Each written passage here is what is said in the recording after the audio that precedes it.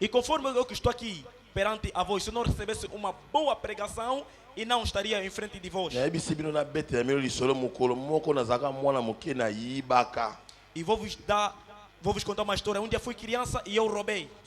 Koyiba ngo biso tozalaki ke lokola na bakolinga mingi babile oyebi ke na kei place mama bombaki bakaye na zui bakaye na ke koteka.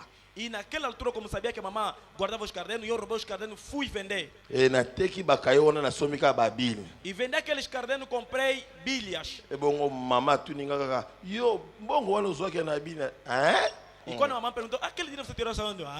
Lokola mama na ngai be ko dikena biso akanga maboko balobi azotumbanga maboko. E como eu mesmo sabia educar, e ela mamarrou as mãos, disse que vai me queimar aquelas mãos. Abilelo nazotumba yo po yo lingo yiba. Disse, hoje eu vou queimar estas mãos porque tu gostas de roubar. Na biso na lela ka mukolona ndongo na biso na lapa banda lelo ata na moni oza na ba million soki nazotala bona bi ngai pe na kozwa po mama na nga lobaki koyibe za mabe. E mesmo que eu tiver que ter milhões, eu não roubarei, porque minha mãe disse que roubar é feio. E bino lelo bana bino komona ekuna katunu azo yiba biloko batupe ozoloba aqui Angola. E você verá que os teus filhos lá estão a roubar, estão lhe chamando de muivi. Você vai dizer que aqui estamos embora em Angola. Omoni mwana yo azako bina bina na nzela kuduru nini nyonso ayolobi aqui Angola, nossa país é São Francisco. E você está a ver aí a tua filha sempre a dançar à toa na rua e quando vão te perguntar, papai não liga, aqui embora é Angola, aqui mesmo é assim. Nani muito a ensinar, zande mamã. Quem vai ensinar isto, mamã? Mamã, só que o que ensinar, il faut bandar na ngona bomwana po a educação ba pesa ga mundo te soko comigo lá tá maputa babali ote. E começa a se dedicar à criança quando ela ainda é criança e não se dá a educação quando ela já usa pano. Même bino ba jeune fille bozana kati ya ba foyer. Mesmo você jovem que estão dentro das vossas casas. Bozape ba yaya baleki. Se são mais velhas, são primogênitas e têm irmãs. Engolo ba ke bozape ba mamã. Quer dizer que você também são mamã. E ogomona ozo memaka mwana ya mukie epa ya chéri na yo moko bozalaka na ye ozi ovandisi bana ngo pe bazaka songi omona ke kofunda mama na mona ki yaya bazobunda. E você leva a tua irmãzinha aí no teu namorado e a criança começa a fofoqueira vai dizer: mamã, eu vi minha mamã estava embora mesmo lutar. E kobunda ngandeni po ozo baby se education voa même ya leki na yo ya mukie oyo ozo komema ye na buzoba. Qual é o tipo de luta? Será que é luta livre e está se levando a besteira? E puis okoloba ke ote libala ngo ezo ya na ngote. Vai dizer também: e tá no casamento embora que não vem. Mama Sarah yeba komitalisa yo moko. E mamãe Sarah saiba se reparar muito bem. Se preparer, zala ma concentrer na Yesu mutu, agoyi ko tambusa mutu te. Isso que Yesu te. E se prepare muito bem. Ninguém poderia dirigir ninguém se não for Jesus. Só que lelonga na temi liboso bile zali po Yesu ndi alobaki. E se eu estou perante a voz de pé é porque Jesus falou. Essa ba mama Sarah bazali awa. A mamãe Sarah aqui. Ba mama Sarah bazali awa. Amém. Alors tozaka na rappel ya ba grossesse indésirable. Estamos sempre na lembrança das gravidez indesejáveis. E se tu solo ba grossesse indésirable. E quando nós falar sobre as gravidez indesejáveis, wana tozo betami mika sete na basi ndenge nini bazoyi ba ko calculer ba cycle na bangote. E aí estamos a pregoar nas mulheres que não sabem calcular seus ciclos. E koyeba ko calculer ba cycle te. E a falta de não saber calcular os ciclos e yango nde ezomema mingi na ba avortement. É que está levando as pessoas muito nos abortos. E ba avortement ngo ezo ya brisque po yo moko kutozo bimela melande lekio. E aqueles abortos vêm rapidamente porque você gosta de beber tudo. E lokola que moi se bandisika. E conforme estas coisas de mulher começou nova. Wambela sil sako começaram nova. Lokola bino basi boza ki songi na ki camaraderie na bino ndenge bokola kana ba 14 a 15 ans. E vocês mulheres como tem as vossas fofoquerices nos 14 e 15 anos. Okomona kaka ndenge nini ko omoni ki nazo comprendre te makambo ngo eza ndenge nini o. Você vai dizer que não tô embora entender aquelas coisas afinal embora mesmo como okomona moninga pa ebiso te. Ngako tu so na sina zui na ngaka ba tetra. A outro vai dizer que não, eu se pegar mesmo tetracilina. Se tu solo ba tetra, tu só encourager bino te eza mabe bozo boma. Quando estamos a falar sobre tetracilina, não estamos a encorajar, é mau, estás a matar. Mona kaka banda o banda na 14 ans ti lelo tetra na tetra. Você- Ozo comprendre te que oso longo li bazemi ata ba milongo ya bana soki balandisi bango ti na Congo. Você não está a ver as gravidezes que traz desde 14 anos, aqueles liantes que você fala, embora liantes, vai sair. A Banana. filha de daqui até no Congo. Bana na bokokota lola te nazokosa bino te. Minha irmã, você não vai entrar lá no céu, não estou a te mentir. Nzambe akosambisa bato nyonso oyo bazoboma. Deus julgará a todos que estão a matar. Nzambe azotinda moto te kalobi ke boma te. Deus não está a mandar alguém dizer que mata, Oh, não. salelanga jugement te. Faça-me julgamento, não. Mais yo nde il faut yeba kokalkule, il faut yeba kobongisa. Você saiba calcular e saiba preparar. Et bavortement yango nde moto ezomema banon scolarisation, c'est-à-dire bana na bino bazotanga te. E aqueles abortos é que está fazendo aqui para que nossos filhos não estudam. Ozomona nakoloba ndeni sur le plan social tokenda no. Sobre os planos sociais, vamos ainda. Et ozomona ke bavortement ezosala nini, ezosala ke bana bazosala éduquer te, éducation ya bi ezosala te. E sobre o plano social está a levar para que as crianças não sejam bem educadas. Wana tozalaka na grossesse indésirable. Aí estamos nas gravidezes indesejáveis. Et na kati ya grossesse indésirable yango tokomi sur le plan social. E na Nini yango eza koemporter. E na gravidez indesejável, estamos no plano social. O que que aquilo leva? Et ezomemaki non bamalnutrition komona bana misu bazolakisa bango tala mwana miku oyo nyonso mipanzi ezomonana. E sobre quando no plano social, a malnutrição, você verá que aquela criança que os ossos estão a aparecer. Ozomona ke oza na posa ya kobota te mais ozobota po nini ozoyeba kokalkule bacycle na yo te. Quer dizer, você não tem vontade de nascer, mas está a nascer à toa porque não sabes como calcular os teus ciclos. E na kati kaka ya baplan social na nde tozomona meme kotangisa bana bamama misu bazali tellement aza na bana 15 ayebi kokalkule bacycle te akotangisa bango ndenge nini. E estamos a ver nos planos social, mesmo a mamã tem embora 18 filhos, e como que vai fazer estudar aquelas crianças? Okomona bana ngo pe balandani lokola escalier, une année, 2 ans, 3 ans, 4 ans, 5 ans, bana na kulu na bitumba po nini bazwa même éducation te ya koyeba ke ya na ngaza na 3 ans po soki ya déjà za na écart ya 3 ans okuna za na sima ko respecter ye. E a mamã que não sabe calcular seus filhos, vai ver que os filhos têm diferença de meses. 1 mês, 2 meses, 4 meses. E você verá que o menor não terá como respeitar o primogênito. Eh, bon noter vraiment bien, avortement, il y a un homme de ça qui conduit à stérilité.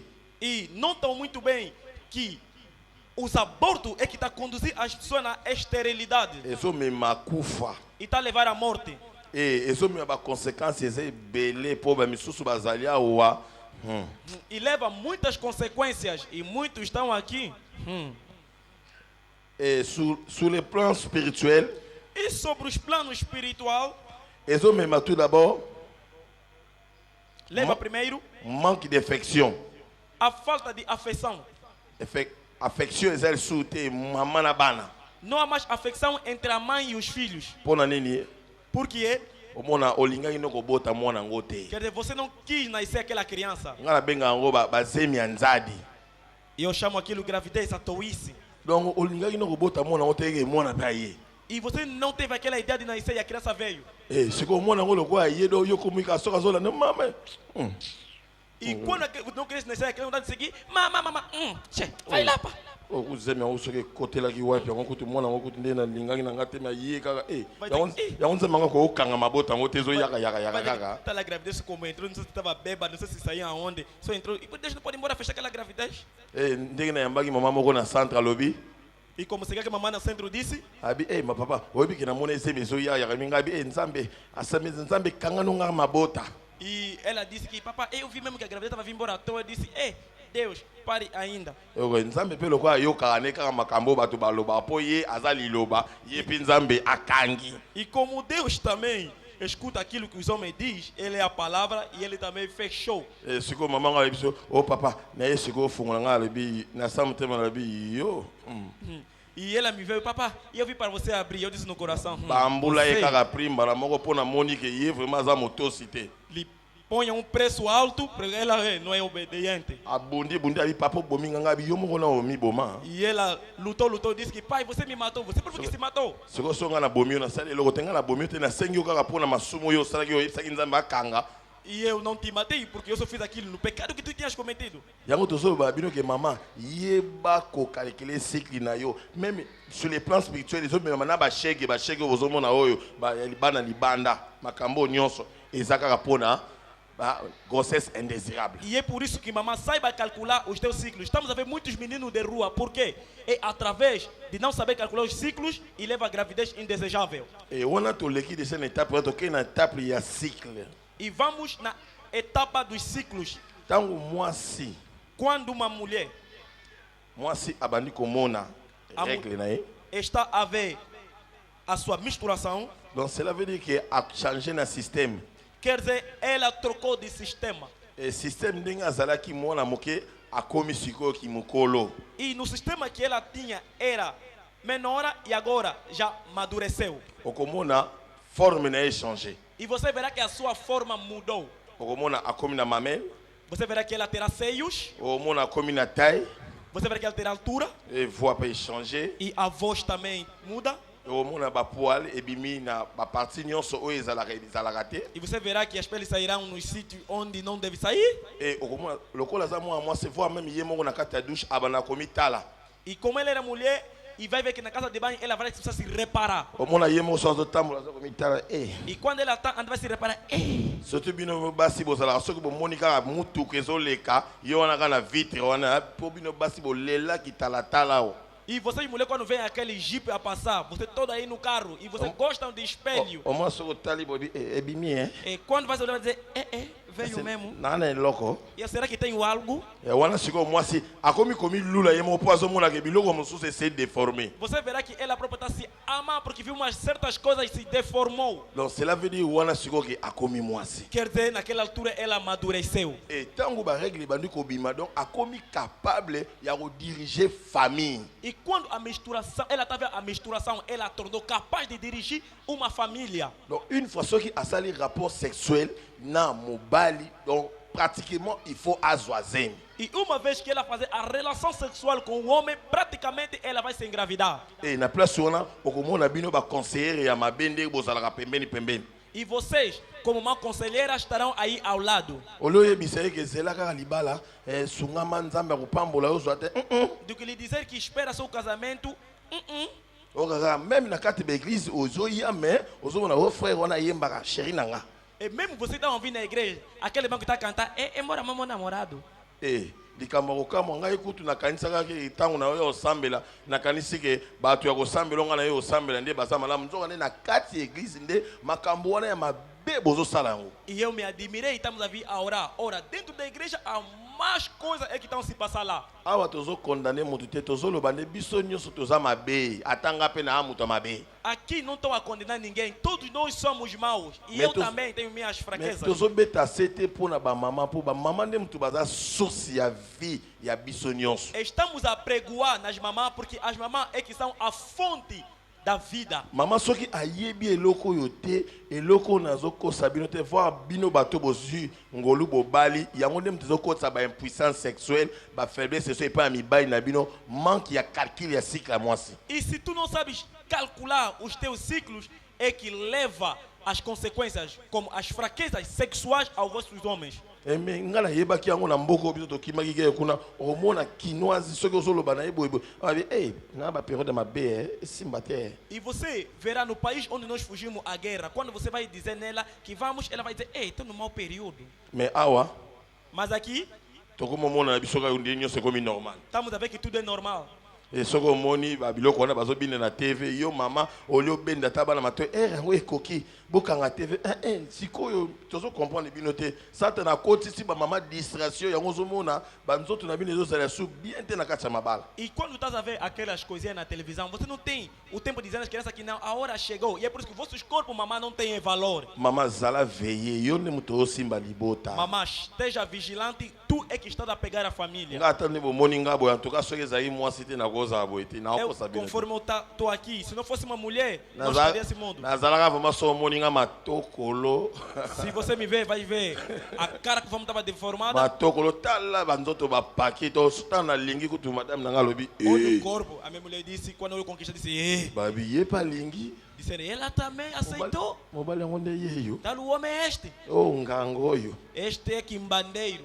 Oyo. É esse. Nga lobi nga na nganga te. Disse, eu não sou quimbandeiro. Bino ne bo comprendre nga te. Você que não está me entendendo. Nga nzamba pesi nga ngolu na nzela ya Deus kisa me deu bukoko graça. batu nyonso bakobika. No caminho de medicamento tradicional, todos vão ser curados. Mais na nzela ya kisa bukoko ngo eza kuna batu mosusu basala nzambe mingi basalaka pe kisa bukoko me bazobombana. E no caminho sempre dos medicamentos tradicionais, muitos servos de Deus estão a utilizar e estão a se esconder. Bazobombana na nsima donc azoboya kobimisa kisa bukoko me azotia kombo ya Yesu kaka me kisa bukoko azobomba mais ozosala mosala na yo ya médecine traditionnelle naturelle lakisaki yo mpo osalaka ngo nana ngobengwanga ata yo obengi no nganga nga na kochange te nga na osala kaka yo kobika. E tu estás a utilizar aqueles medicamentos tradicionais e estás a esconder e estás a fazer sair o nome de Jesus em frente. Faça sair os medicamentos tradicionais, mesmo que te chamar de quimbandeiro, não é comigo, mas o meu problema é que tu serás curado. E yango moni toke sikoyo na bacycle ya mwasi. E agora vamos nos ciclos da mulher. Na bakati ya cycle ya mwasi tozala ba 3 types ya cycle. E no ciclo da mulher temos 3 tipos de ciclos. Toza na cycle longue liboso. Temos um ciclo longo, primeiro. Donc cycle longue elingi koloba ke mwasi oyo amonaka sanza na ye pendant 31 à 32 jours. E quando se diz o ciclo longo é a mulher que vê a misturação do 31º dia ao 32º dia. Et cycle moyenne ezali mwasi oyo aza komona basanza mikolo na ye pendant 28 jours. E o ciclo médio é o ciclo quando a mulher vê a sua misturação no 18º dia. Et cycle court, E o ciclo curto, mwasi oyo amonaka mikolo na ye sanza na ye à partir ya 22 jours jusqu'à 26 jours. e a mulher que vê o seu tempo de misturação do 12º dia ao 16º dia. Bonne note yango bien basi la plupart eza mimi na cycle moyenne cycle ya 28 jours nde basi mingi bazali awa baza na kati ya cycle ya 28 jours. E não estão muito bem que nos 3 ciclos que demos, 80% de mulheres estão no ciclo médio de 28 dias. E na kati ya 28 jours wana basi oyo baza na 28 jours nde bazalaka mwa bamikolo ebele ya kosangisa nzoto na papa.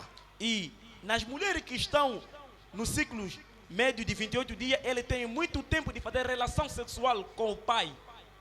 E ndenge nini sikoyo yo koyeba kokalkule cycle na yo? E como você vai saber calcular o teu ciclo? E tobandi liboso na cycle moyenne. Vamos começar primeiro no ciclo médio. E cycle moyenne yango nde eza 28 jours.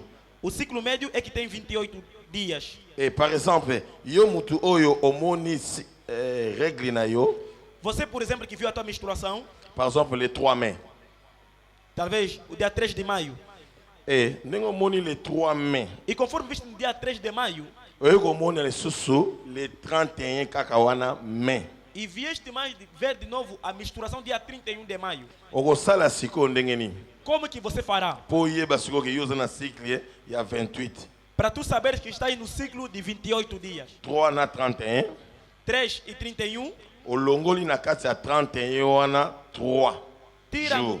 31, 3 dias. Ozolanda nga? Amém. À partir ya 3 ti na 31 wana soko okonta yango bien. A partir do 3 até 31, se tu contares bem, Omona epesa 28. Boza na babigi bozo compter vraiment bien. estão lá, tem lapidação, conta mesmo bem.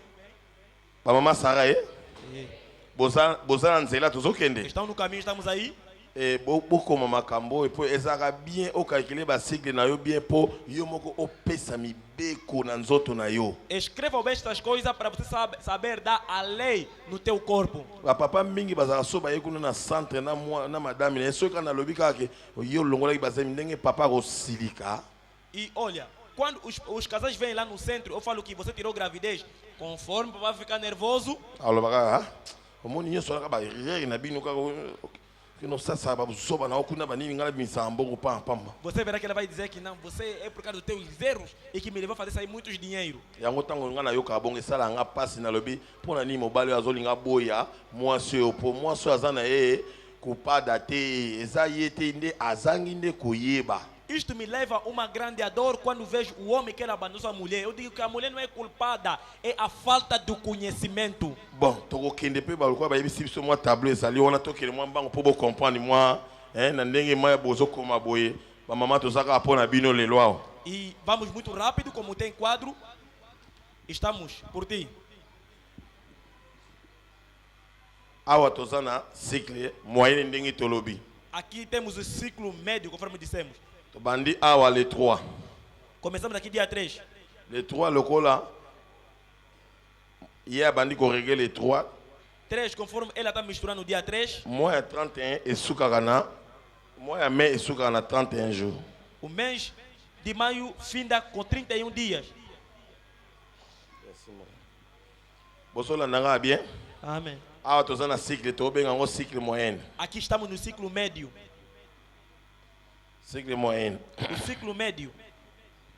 Tobanda ko compter biso nyonso tolingi bino mo bo kontaka boye po bo comprendre soki papa linga tia boye kraka akoboma yo te. Olha, eu quero que você me contam porque quando ele vê põe algema, ele não vai te matar. Ba papa, oh, biso bino mo boye biti, moi se mo lobi nanga sanda bi, ngana mwasi.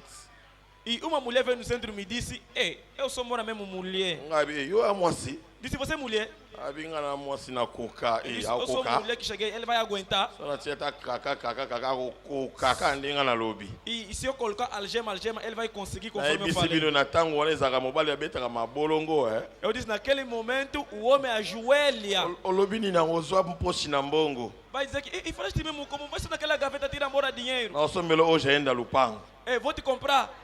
Il faut atosa po yo za Ele vai mama. obedecer porque você é mamã. Awa tobandi. Bino Aqui mo bando começamos. compter tobandi na 4. Aqui começamos no 4. 5, 5, 6, 6, 7, 7, 8, 8, 9, 9, 10, 10, 11, 11, 12, 12, 13, 13, 14, 14, 15, 15, 16, 16, 17, 17, 18, 18, 19, 19, 20, 20, 21, 21, 22, 22, 23, 23, 24, 24, 25, 25, 26, 26, 27, 27, 28, 28, 29, 29, 30. 30. Awa 31. Aqui 31. Siko ndenge to compter boy bino mo bozo comprendre que ça 28 jours. Conforme estamos a contar. A régler você que les contou 3, E ela misturou dia 3. a isso ko régler isso sur les 3. E ela veio mais Ele 31. misturar no dia 31. To bandi ko compter déjà. Começamos a contar. Premier jour o ya régler ki yango te. O primeiro dia que ela misturou isto. Donc ngelo ba que soki o bandi ko mona règle. Quer dizer, quando está a tua misturação?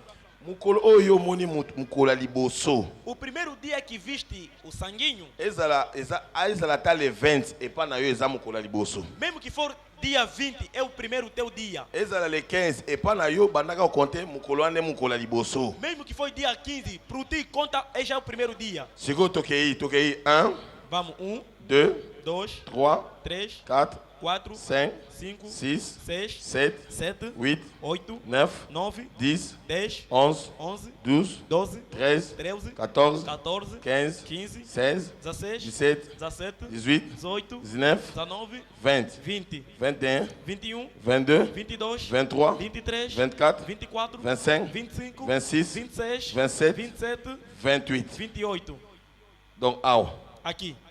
Awa, à partir de 30. Donc, tout le monde dit que jour au moment awa. Donc, 28 jours. Quer dizer, tiramos menos dia que você viu e já são 28 dias. Et na kati ya 28 jours, oh, yo na mayele na yo, il faut okabola ngo na katikati. E na tua inteligência, nesses 28 dias, tens que separar no meio. Donc, so okabola ngo na katikati et puis ça combien? À partir de combien? A partir de quanto? À partir de 14. Se tu Donc, repartir tu as entre 14 et 15. entre 14 e 15, Donc, na katikati awa. aqui no meio, Et na katikati wana nde to benga ngo mukolo ya ovile. e na Aquele meio é que chamamos o tempo de óvulas. Ovile ezali Óvulas é eza semence oyo mwasi apesaka. a semente que a mulher injeta. Donc eza lokola ndenge tomonaka soso azobwaka liki. É conforme uma galinha está a ovar. E liki wana ya mwasi yango nde babenga yango ovile. E aquele ovo é que se chama óvulas. E ovile wana Aquelas óvulas yango nde mutu esalaka ke tango papa a éjaculé é que faz quando o pai deitar a semente et que abwaki semence e ele deitar a semente, et semence ya papa a semente do pai yango nde mutu ekenda ko sa combiner na ovile oyo. é que vai se combinar com aquilo que vem da mãe. Ovile oyo ye nde mutu ankesaka. E esta óvula é que aquece. Yango basi mi baloba mukolo wana ezaka perigo soko meki kaka okozwa zemi. E é onde as mulheres dizem, aquele tempo é perigoso, se você tentar vai se embora engravidar. Mais soko ozano na mukolo wana papa mama kosala no kutu bachete kaka. Mamãe, se está naquele dia, não faz brincadeira, algema. Ata leli ndenge ni na kosalelo akoboya yo te bosibo mesane. Mesmo que ele ficar aí, ai me dá só. Não vai te fazer embora mesmo nada. Já estão habituados. Na katikati awa ya ovile wana nde ingolobaka perigoso kosimba te. E no tempo daquela óvula é que se chama cuidado, perigoso, não toque. Sawa, ingoloba ndenge ni tokosala ndenge nini? Isto implica dizer o quê? O que é que nós faremos? Lokola ya bandaki de bobandaki de ko régler 3. Como ela começou a misturar dia 3, eza na basi mingi há muitas mulheres misusu tem a règle na bango la plupart esuka na 5 jours. E o seu tempo de misturação para no 5º dia. E misusu baza 3 jours. Há outros que são 3 dias. Misusu bazali 5 jours. Há outros que são 5. Mais soko moni kaka ebimai kaka mokolo moko ya matanga e keba wana yaga na centre. E se tu veres que só saiu um dia é de gota, cuidado, vem lá no centro. Soko moni pe ekomi kobima. Oti il est 31 yaga na centre. E se tu estás a ver também que está sempre a sair, tipo na mulher do Marcos capítulo 2, vem lá no centro.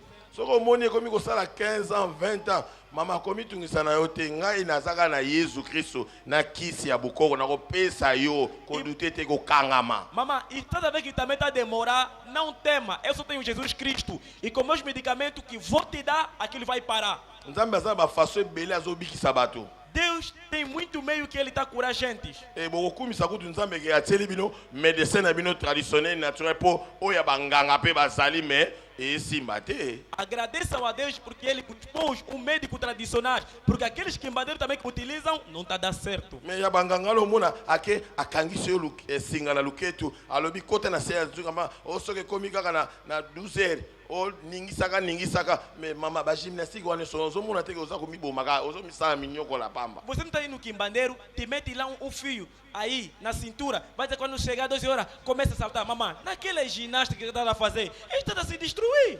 E sata na koti sibino kana doute donc bokomi soki esa basala nzambe bokoboya mais so monika nganga nganga na yebika za puissant e o diabo colocou dúvida em vós. E se for no servo de Deus, você vai duvidar. Mas quando for no quimbandeiro, vai dizer, aquele quimbandeiro embora poderoso. Tozo songa poto wele la mo tango po bino pe bosaba mama papa soka moni zongi mo retard tala kaka mo gogo yango bino pe na papa fonso na bino wana pe alekisi na mboko. E vamos correr com o tempo porque você é uma mulher casada, se voltar em casa, aí olha os socos, vai dar aquele papa fonso também. Donc awande ta ya règle donc 5 jours de tolobi règle awa. Aqui que falamos o tempo da misturação. E na 5 jours awa nos 5 dias, bola nanga ma bien. Sigam muito bem. Sikoyo na katikati ya oyo tolobi awa ezali 14e jour be 15e jour na katikati wana. Aqui entre o 14 e o 15 dias no meio aí. Il faut ozonga boy. Tens que voltar por trás. Ozonga na cima olongola. Voltar por trás e tirar. Olongola 5 jours. Tirar 5 dias. 5 jours yango yo tolongoli awa. Os 5 dias é que nós tiramos aqui. Donc na 5 jours oyo longoli. Nos 5 dias que tu subtraíste. Donc ingolo ba ke yo moko ozo sala attention. Quer dizer que tu próprio estás a fazer atenção. Donc c'est-à-dire quer dizer 5 jours oyo ingolo ba ke yo moko oza ko milengela po na date oyo ya ovile oyo ezaka keba po ba papa mususu bazana semence moko oyo masoki akendaki deya na centre ya papa Afonso apesaki ye nzende bolo na longa. En tout cas, ezoleka kaka tina 8 jours. Olha, e neste tempo você verá aqueles papás que têm a semente. Quando já veio lá no papá Afonso, ele dá aqueles medicamentos mesmo que faz que tem mesmo o piquilique, aquilo vai até no 8º dia. Na 5 jours wana, a partir ya jour ya règle awa ba mikolo o nyonso yo oza à vontade, oza na o bien. Naqueles 5 dias que vai subtrair, estás à vontade, estás mesmo boa. Na période ya règle ezalaka mabe te mais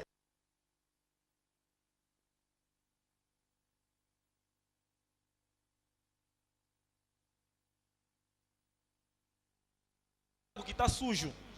ba mama mingi pe basi ba mesani au monde na période ya cycle ya règle au monde azako parvenir ko 500 nzoto na mobali na ye ozomona te ke ozomesana bosaite nzambe na biso za nzambe ya propre. E há muitas mamãs que no tempo dessa misturação, ela está fazendo relação com o pai. Olha, não é muito bom ver aí, focou. E não tá bom. Nosso Deus é um Deus de pensa. Bolia mbuma na ndenge moko ya malamu mbuma il faut longola poso eza la propre représentant on a mis ça bien.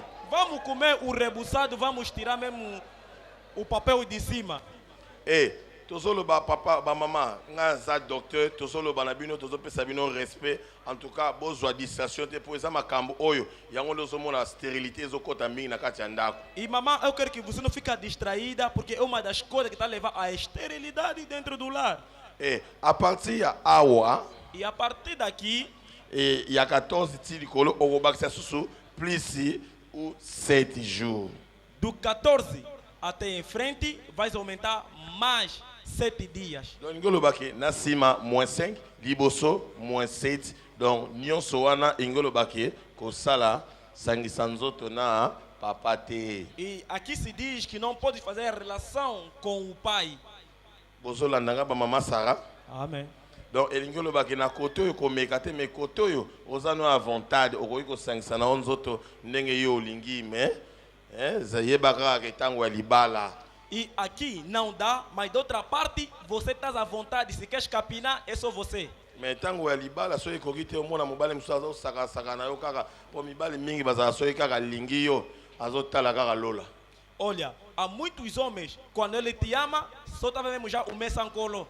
Mama okoki kokotisa motu lola nanu te soki nanu aleki nanu na mayangani te awa église abondela te bakota lola meme biso toloba tokota onga bongo te il faut leka nanu il faut za mondimela Yesu Kristo lokola mokonzi pe mobikisi. Mama, não faz entrar diretamente o pai no céu enquanto que não passar na igreja, não passar na intercessão, na moderação, na interpretação. Não, mesmo nós que vamos entrar no céu, temos que converter o coração. Oyo topesi exemple ya 28 jours. Aqui temos o exemplo de 28 dias. Est-ce que maman Sarah Bolandi? Entenderam? Bon maman Sarah Bolandi. Amém. Pourtant tozo pesa boingolo bake tango yo ye na centre ngala ko yeba okaka ate obomi po misu baza soka ye omona na longola na ngati oyibuka gilere sigle. Na ebi na ngati Há outras que dizem que não, tirei. Quando vou perguntar, será que sabes calcular teus ciclos? Não. Oube, toza na méthode mususu toko facilité po botangaka mwambango eza na méthode mususu toko sala bolanda mwambango. Há outro método que nós poderemos fazer que pode seguir mais rápido. Ndenge ozali awa na 3 jours. Conforme está aqui no 3 dias, oko sala kaka boy. Pode fazer o seguinte. Jour oyo reglaka yango yo. O dia que você ana mistura este 5 jours. 5 dias. Au compter. Au bakisi. Donc au compter 14 jours.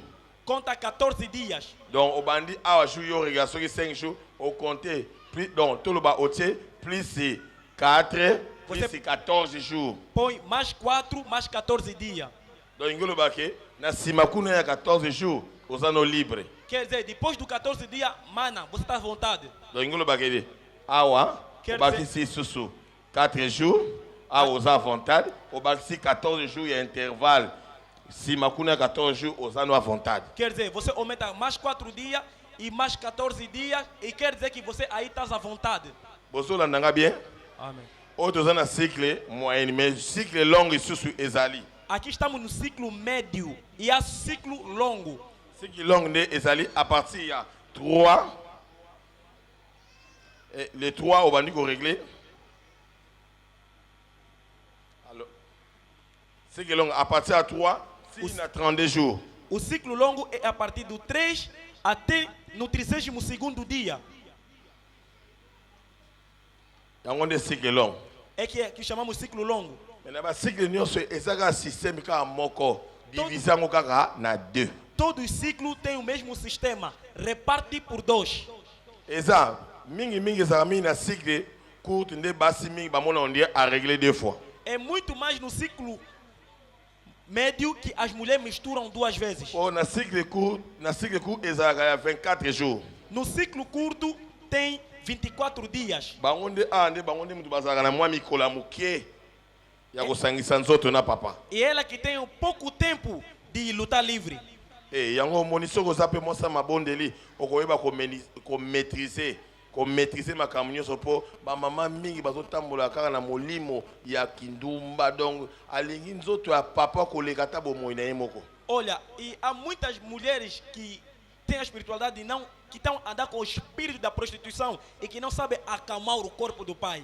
Mais yo nde mutu ifo ba kopesa ba ordre ya ndako po yo mutu tikalaka na mama na bana na ndako mwasi nde mutu adirijaka ndako na sima ya papa. Tens que saber a dar a ordem porque és tu que tomas conta da casa. Awa pe eza kaka meme mo okodiviser kaka na 2. E aqui é a mesma coisa, vais dividir por 2. Ese bozolanda nga bien mama Sara. Será que estão a seguir bem, Mama Sara?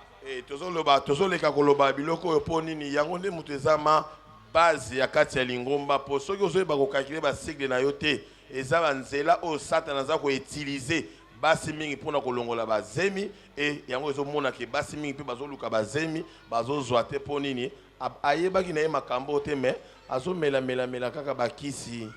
E no caminho dessas coisas é que o diabo está a fazer com que as pessoas tirassem a gravidez e que muitas pessoas procuram ter filhos e estão a tomar muitas sortes de medicamentos. Tanto tosilisi na place oyo ya bacycle oyo. Quando nós terminarmos neste problema de ciclos, tozopesa pe conseil mpona basi misusu oyo baso bameisaka bana mabele bakokota lola te. Estamos também a aconselhar as mulheres que estão a amamentar as crianças não entrarão no céu. Sotozolo baso bameisaka bana mabele eza bamama mingi balingi kopesa baconseil ya mabe pa bandeko na bango. Quando estamos a dizer sobre as mamães que estão a amamentar as crianças, aquelas que estão a dar a maus conselhos. Tozoyebisa bino lola oyo tozoyoka lola. Olha, o céu que nós estamos a falar céu. Bato bakokota kuna bazala moke po bato mingi bazosala baavortement inconsciente pe consciente bazoyeba te. Pouca gente entrará lá porque muita gente está a fazer aborto consciente e não inconscientes. Mona soki Bible lobi mon peuple périt par manque de connaissance. A Bíblia diz que meu povo está a ser destruído por falta de conhecimento. Donc ingelo bagi soko yebite donc ingelo bagi sa mabe pa nzambe. Quer dizer, isto implica que se não sabes é mal a Deus. Ngana lobaka ke na bike moto azaka mayele moto atunaka. Eu sempre digo, quem é inteligente é aquele que pergunta. Donc okoki kotuna nga ata 40 fois ngai fona yanola yo Yesu kutu baba na kotuna yo za nani. E você se me perguntar mesmo 40 vezes, eu vou te responder. Até Jesus lhe perguntava, quem és tu? Mais Yesu alobaki ke bino moko bolobi nini po bozalaka nanga. E Jesus perguntou, o que vocês estão a dizer? Porque eu estou sempre convosco. Mais Pierre tanga alobi ke yo sanzambe alobi yo te moto lobi me molimo santo ne moto lobi kati na po makambo oyo eza makambo nzoto te. E quando Pedro disse que você é Deus e Jesus respondeu que essas coisas que você falou não são as coisas carnais, mas são as coisas do Espírito. Yango tozoloba ke mama Sara azali moto oyo aza ko préparer. E é por isso que dissemos que a mamã Sara é a mamã que está a preparar libala na ye o seu casamento. Azo préparer pe bana na ye. Está também a preparar seus filhos. E azo préparer makambo nyonso oyo ya malamu. E está também a preparar as boas coisas. E tokoti sikoyo na wana tozali kaka na rappel. Lá estávamos na lembrança. E tokoti sikoyo na mama likambo na biso tolobaki ke koboma mwana na ngai te. E entramos agora no nosso tema que é não matará meu filho. Tozolanda ba mama Sara. Então me seguir, mamãe Sara. Mwana nga akufa te. Que minha criança não morra. Genèse 21, 8 à 16. Gênesis capítulo 21, 8 a 16. Ndeko moka kotangela biso mwa lombango poto komi déjà mwa tango ezokende. O irmão vai ler para nós. Estamos rapidamente, Gênesis capítulo 21, versículo 8 a 16.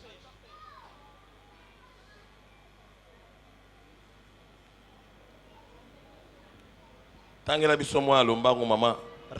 Sœur Néné. Tangela biso mwa lombangu.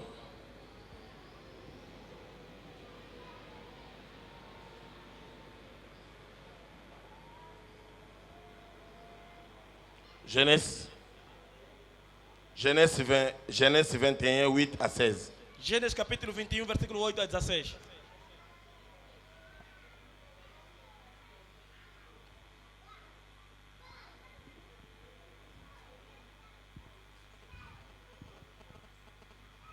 Maman Sarah, Maman Sarah. Moi, je suis kufa te, koboma mwana te. Genèse 21, 8 8 à 16. Natangi na kombo na Yesu. L'enfant grandit et fit servir. Et Abraham fit un grand festin le jour où Isaac fit servir. C'est vrai, plutôt. Sarah vit rire les fils d'Agar, égyptienne, avait affronté qu'Abraham.